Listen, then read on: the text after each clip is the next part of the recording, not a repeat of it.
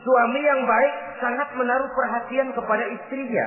Dari hal yang kecil sampai pun kepada yang sebesar-besarnya. Tapi tidak berarti nyeleneh. Apa itu nyeleneh?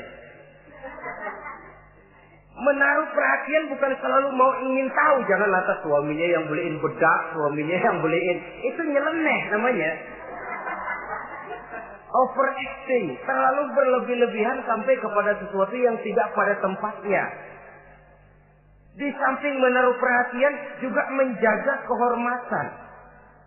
Dan bila ada waktu dia turut membantu menolong pekerjaan daripada istrinya. Bukankah seorang perempuan mau melakukan nikah dengan seorang laki-laki karena dia mendambakan hidup yang bahagia? Terus terang saja kan kadang-kadang istri kita ini lebih banyak borongan. Yang saya maksud borongan artinya ya sebagai istri ya dia, ya nyuci ya dia, ya masak ya dia, ya membersihkan rumah tangga ya dia. Istri borongan. Baiklah kalau barangkali memang kondisi ekonomi kita belum menunjang ke arah sana. Walaupun istri berkewajiban untuk taat kepada suami, tetapi adalah wajar suami pun tenggang rasa dan timbang-timbang.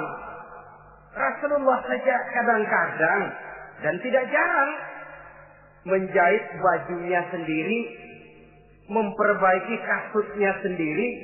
Artinya pada waktu yang terluang dan memang bisa dilakukan, jangan mengandalkan kepada istri. Dengan demikian istri merasa bahwa resiko membina rumah tangga adalah merupakan resiko bersama.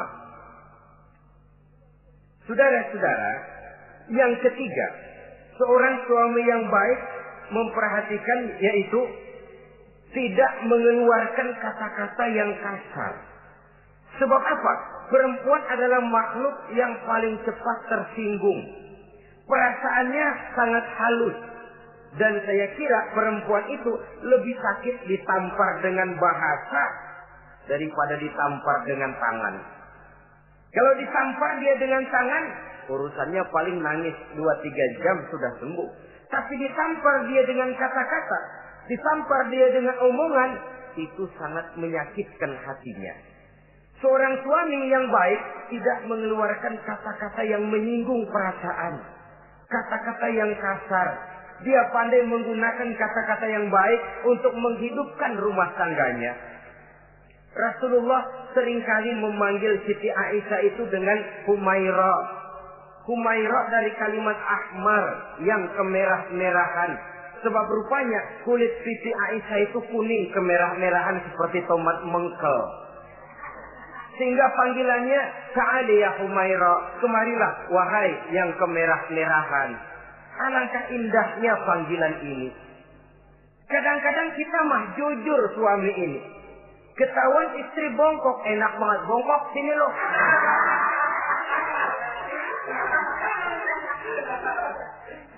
Jujur tapi nyakitin. Saudara-saudara, kadang-kadang inilah ya, bahasa perbuatan sangat besar pengaruhnya dalam menciptakan keharmonisan di rumah tangga. Pacaran mah manggilnya yang, mau kemana yang? Udah endah aja udah. Begitu berumah tangga masih indah kakanda. Punya anak satu, bapaknya anak-anak. Punya anak 2, bapak lo. Sudah 3 anaknya, bapak hilang eluh manggilnya. Panggilan ini mengalami pergeseran. Nah begitu juga suami. Ketika pacaran bukan main. Ketika baru melakukan akad nikah sedang honeymoon bulan madu, asik betul. Kemana-mana selalu bersama. Kondangan selalu bersama. Resepsi pergi bersama. Jalan bergandengan tangan. Istri sedikit terpeleset. Khawatir bukan main. Hati-hati yang.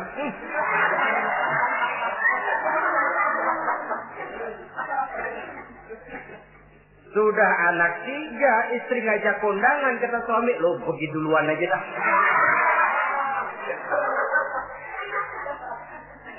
Pulang kondangan istri laporan, bang saya kepleset. Emang lu mau mampus? Kejam betul. Hilang panggilan yang tadinya begitu mesra.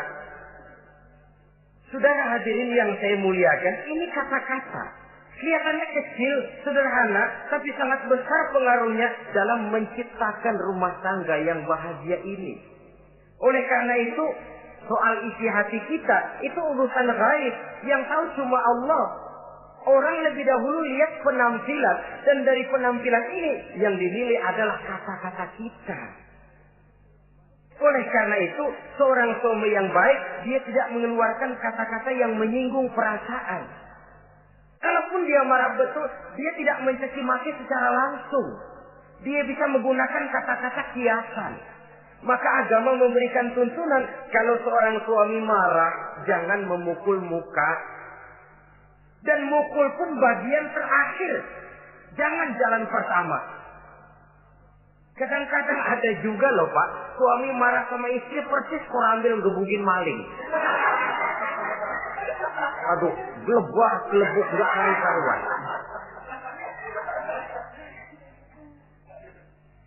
Jangan, kata agama, kalau kau memang ya melihat tingkah laku istrimu yang tidak enak, tegur dengan kata-kata lemah lembut.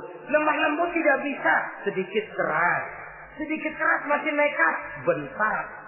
Bentak pun tidak bisa juga, pisah tempat tidur. Pisah tempat tidur masih tidak bisa juga, pukul. Jangan mukanya, bagian lain dari tubuh. Itu pun tujuannya bukan untuk menyakiti, tapi untuk mendidik. Saudara hadirin, misalnya istri tidak sholat, suami tampil, bu sholat. Mboknya malu sama tetangga kalau nggak sholat. Dengan lemah lembut masih tidak kena. Besok kencengan dikit ngomongnya. Mari kan udah saya bilangin sholat 2 kali, belum mau juga. Oh sholat jadi. Mulai naik tensi omongan. Masih nekat. Begini saja. Saya dari kalem sampai bentak udah. Sekarang kamu nggak mau juga sholat, saya mulai nggak enak pikiran. Mulai ntar malam kamu tidur kamar depan, saya kamar belakang. Pisah tempat tidur. Kadang-kadang kan nggak kuat emosi kalau sudah marah sama istri, ngebludak kalau istri diusir, sudah pulang ke rumah monyangmu.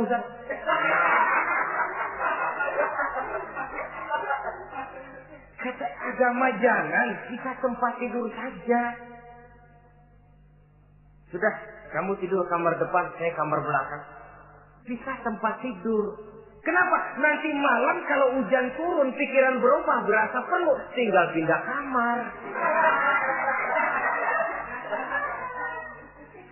Secara psikologis, saudara-saudara. Jadi melalui processing. Oleh sebab itu, kata-kata sangat besar pengaruhnya di dalam membina kehidupan berumah tangga. Seorang suami yang baik tidak mengeluarkan kata-kata yang bisa menyinggung istrinya. Sebaliknya, istri pun demikian. Tidak mengeluarkan kata-kata yang bisa menyinggung perasaan suaminya.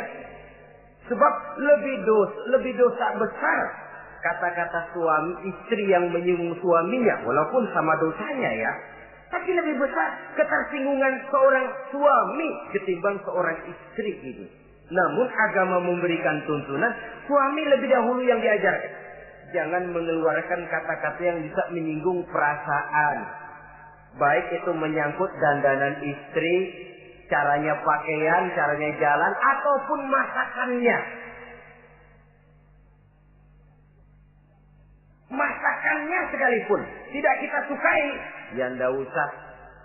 Misalnya sayur keasinan, begitu dicobain menteleng mata pelatat, melotot keasinan. Ndak usah lantas tolak pinggang, lu masak melotot ya.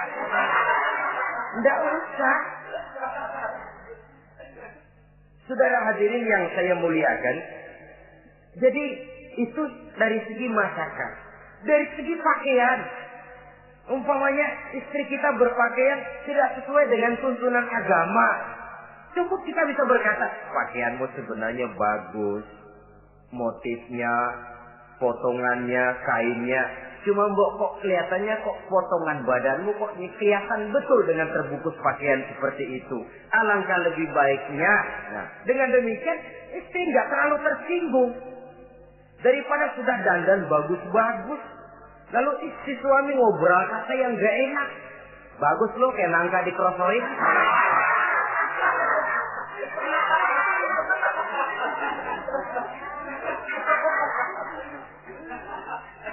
Allahu Akbar.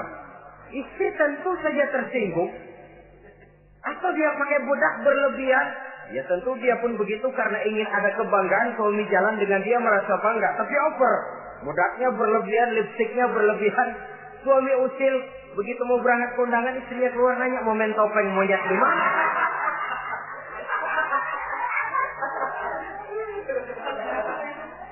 Tentu dia akan tersinggung karenanya.